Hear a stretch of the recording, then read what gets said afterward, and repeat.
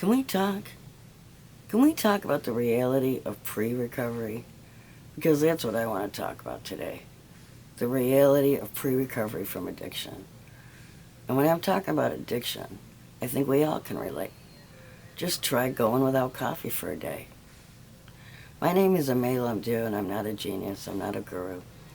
But I do have a bit of experience about addiction that might be helpful for you. The name of my business is CreateYourNicesDay.com. On there you can find a taste of my collage work, a taste of my writing, and I can promise you a little bit more of both is going to be coming real soon.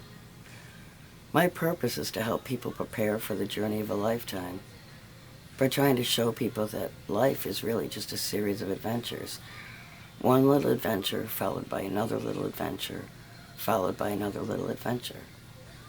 So thanks everybody for checking in. For the last few weeks we've been talking about alcoholism and the consequences of alcoholism. Well, this week I want to move past addiction and start talking about recovery. But that's a huge jump. For those of you who don't know, that's a really huge jump. Before we can talk about recovery and all the wonderful stuff that comes with that, we need to start with the in-between. The purgatory of addiction recovery. The joys, the sorrows, the struggle, the redemption of that pre-recovery process. And no one can get to recovery without going through this process. Starting over requires a stop, a decision, and a plan of attack. And there's two ways to try and explain this in metaphor. One way is the semi-romantic version, and the other one is a more down-to-earth, easily relatable version. So first the semi-romantic version, okay? Picture a hero on a mighty quest. He's going to the neighboring town to sell a cow or something. And then out of the blue, he's attacked by a fire-breathing dragon. The dragon shows up and kicks his butt. His clothes are shredded, the cow is gone, and he has no coin to go back home with. At that point, he would have to stop. He's going to have a decision. He's either going to have to go after the dragon, go home, or figure something else out. Either way, regardless of which way he decides to go, he's going to have to come up with a plan. You can't go after a dragon without a plan. You can't go back home with no money in your pocket and no cow without some kind of a story all planned out.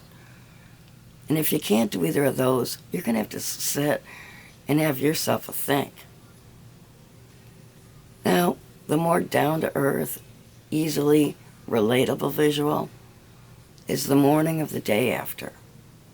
And actually, it's pretty similar. You wake up wondering what's happened. You don't feel well at all.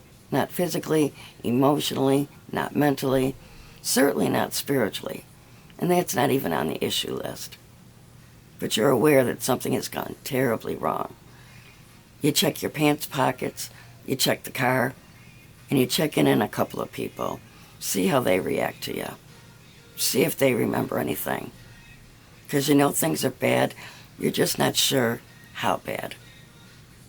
That, my friend, is getting your ass handed to you by the dragon. Right here, this is going to require a stop. Stop and assess.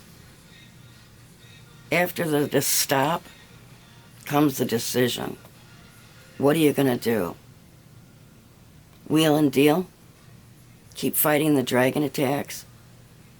Or can you find a way out of the forest? Can you think of another plan?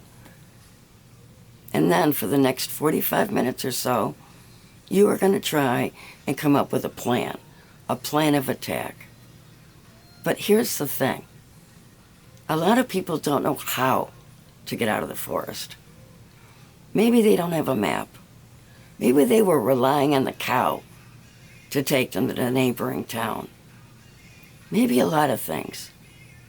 But the bottom line is, open and honest information from just one person to another can help us to prepare to take a different path in life. Hey, I don't know everything, but I don't need to know everything. You know what I want to know? I want to know that there's successful people out there who also don't know everything. All I need to know is enough to start.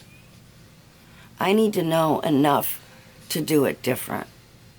I need to know enough to soothe my fears just long enough to let me begin.